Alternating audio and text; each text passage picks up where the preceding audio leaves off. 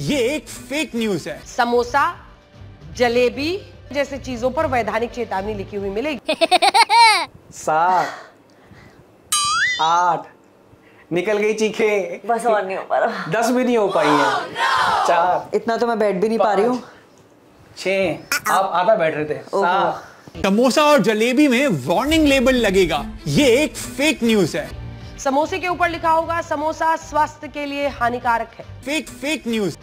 जलेबी पर लिखा होगा जलेबी से डायबिटीज हो सकता है। फेक न्यूज है। ये वैधानिक चेतावनी लोगों को समझाने का तरीका है और गवर्नमेंट ने भी क्लैरिफाई कर दिया है कि ये फेक न्यूज है। सावधान करने के लिए लिखी जाती है ताकि वो अपनी सेहत से खिलवाड़ ना करे। इस न्यूज को मिस इंटरप्रेट किया और उन्हें लगा कि समोसा और जलेबी में वार्निंग लेबल आ गया है। हमें फेक न्यूज से बचना चाहिए। एक होता है दिमाग और एक होता है दमाग, और दोनों में ना बहुत फर्क होता है। ये क्या न्यूज है ये? अरे भाई एकदम ठीक तो बोल रही है, अपनी रिस्पॉन्सिबिलिटी तो पूरी निभा रही है ना। जैसे हम आज एक रील देखते हैं, रील देख के फॉरवर्ड कर देते हैं, उसको वेरीफाई नहीं करते कि क्या चीज़ है क्या नहीं है, बस रील देखी फॉरवर्ड कर दिया।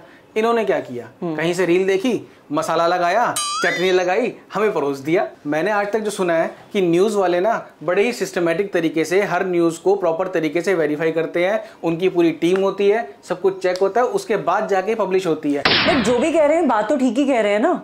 जिसके बारे में भी बात हो रही है कि भाई समोसा, जलेबी, इन सबके ऊपर हेल्थ एडवाइजरी आनी चाहिए। आप समोसे के ऊपर क्या स्टेपल करके दोगे कि इसके अंदर कोलेस्ट्रॉल ज्यादा होता है मत खाओ, या जलेबी के ऊपर आप चिपकाओगे?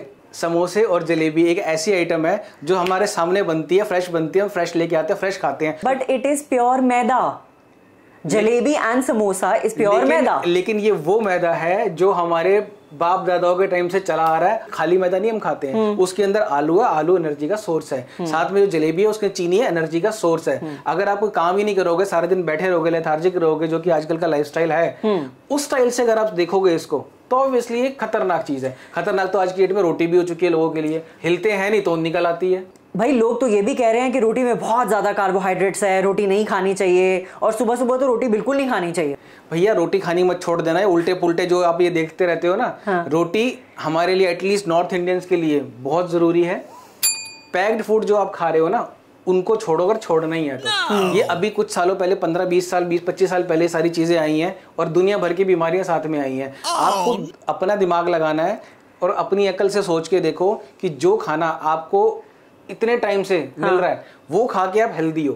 ठीक है, आपके बाप दादा सब हेल्दी हैं। अच्छा एक बात बताओ, चैलेंज देता हूँ आपको मैं, आप में से कितने ऐसे लोग हैं जो सिर्फ 20 उठक बैठक लगा सकते हैं, यानी कि यूं ऐसे बैठे और खड़े हो गए? ये है तो मुश्किल। देखो 20 तो नहीं कर पाऊंगी मैं, शायद 5 कर पाऊं। चलो ट्राई करके देख लेते हैं कितने लगा पा रही हूँ। मैं बहुत मैदा खाती हूँ। ठीक है, 1 आधा बैठ रही है, ढंग से बैठ भी नहीं रही है। कितना बैठूं?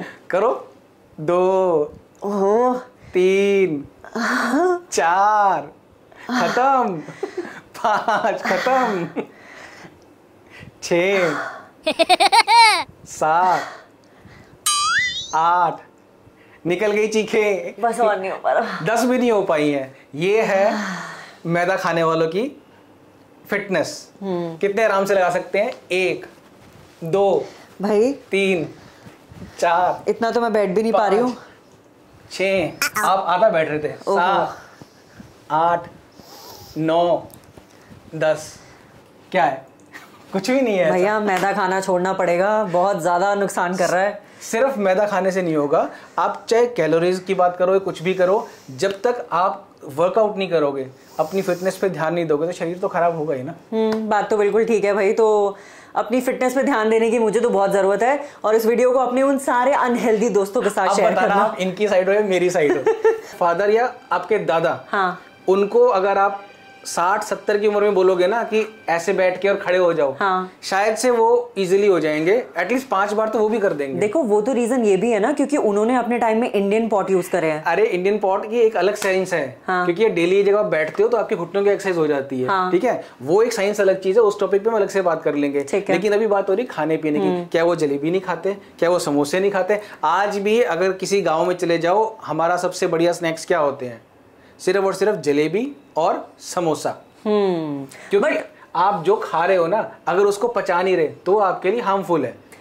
बात तो सही है। देखो मुझे लग रहा है कि उस टाइम पे जो हमारे दादा परदादा होते थे वो 12-12 घंटे कॉर्पोरेट जॉब नहीं करते थे, कंप्यूटर पे बैठे नहीं रहते थे, कंप्यूटर के सामने नहीं बैठे रहते थे, और वॉकिंग तो इतनी ज्यादा करते थे। आई थिंक वो पूरा टाइम चलते ही रहते थे, और घर के काम के लिए मेड नहीं रखी हुई थी उन्होंने। आई थिंक अब आप ये देख लो ना कि जो आपकी मेड्स होती है ना वो आपसे ज्यादा चुस्त होती है, आपसे ज्यादा उनमें जान होती है। आपको क्या लगता है उनकी डाइट बड़ी अच्छी होती है? वो क्या बादाम पिस्ते ड्राई फ्रूट ये सब खा खा के आती है आपके पास काम करने के लिए? भी नहीं। क्या वो देसी घी पी के आती है यहाँ पे? बिल्कुल भी फिर नहीं। उनमें इतनी ताकत क्यों होती है? मतलब बेस्ट चीज तो मुझे लग रहा है उनकी लाइफ में ये है कि हाँ वो मैदा नहीं खा रही हैं, वो बर्गर पिज्जा मोमोज और ये सब चीजें नहीं खा पा रही हैं। एक चीज घर की रोटी खाती है, प्लस जितना वो काम करते हैं वो सब खाया हुआ उनको पच जाता है। आई थिंक जितना खाते हैं उससे ज्यादा वो काम करते हैं, वही एक रीजन है कि वो ज्यादा फिट है, और हम जितना खा रहे हैं उससे कम काम कर रहे हैं। एक्चुअल में जो हार्मफुल चीजें होती है ना वो होती है उसकी पैकिंग, उसके अंदर डाले हुए प्रिजर्वेटिव्स। कभी भी जलेबी और समोसे के अंदर आपको प्रिजर्वेटिव्स नहीं मिलेंगे। फ्रेश हलवाई बनाता है,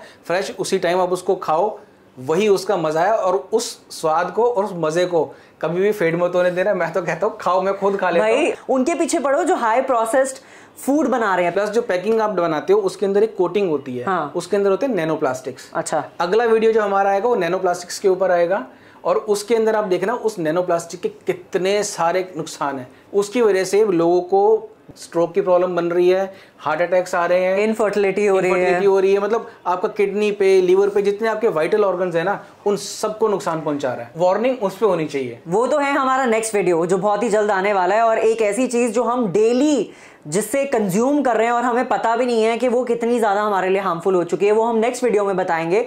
बट अभी के लिए क्या आप ये कहना चाह रहे हो कि जलेबी और समोसे पे कोई हेल्थ वार्निंग नहीं आनी चाहिए? फूड चार्ट या फूड बोर्ड लगा भी होता है दुकान पे तो वो एक अच्छी चीज़ है, अच्छी हैबिट है। अगर गवर्नमेंट ऐसा इनिशिएटिव लेती है कि कहीं किसी शॉप के बाहर हलवाई की दुकान पे लिखा हो कि ये मिठाई में इतनी कैलोरीज, ये मिठाई में इतनी कैलोरीज, तो एक अच्छी चीज़ है। बल्कि आई थिंक वो बहुत सारी फॉरेन कंट्रीज में भी है अब कि हर फूड के नीचे लिखा होता है कि इसके अंदर इतनी कैलोरीज हैं और ये आपके लिए हेल्थ के लिए अच्छा है या नहीं है। आप मुझे सिर्फ इतना बता दो कि जो चीज़ फ्रेश बन रही है उसका कंपैरिजन आप एक पैक्ड फूड से कर कैसे सकते हो? अपने आप को फिट रखना है तो आप चलते फिरते रहो, अपने काम करते रहो, एक जगह सेडेंटरी लाइफस्टाइल मत अपनाओ। जो खाओगे उससे पचाओगे तो हेल्दी रहोगे, मस्त रहोगे। भैया आप कमेंट सेक्शन में नीचे लिखकर बताओगे आप किसकी तरफ हैं, मेरी तरफ है या इनकी तरफ है? समोसे जलेबी के ऊपर हेल्थ वार्निंग आनी चाहिए या नहीं आनी चाहिए? और एक बात और, अपने फ्रेंड सर्कल में ना ये चैलेंज जरूर कर लेना कि कौन कितने उठक बैठक लगा सकता है। एटलीस्ट जैसे इन्होंने बोला है 5 लगा सकते हैं, तो 10 का तो बनता है यार करना। करती हूँ इस वीडियो के बाद मैं ट्राई करती हूँ कि मैं 10 लगा पा रही हूँ या नहीं। But please comment down below and जरूर बताइएगा हमें कि ये वीडियो आपको कैसा लगा। और अगली वीडियो आ रही है बहुत ही इंटरेस्टिंग टॉपिक पे, तो नेक्स्ट वीडियो जरूर देखना। ये अलग है।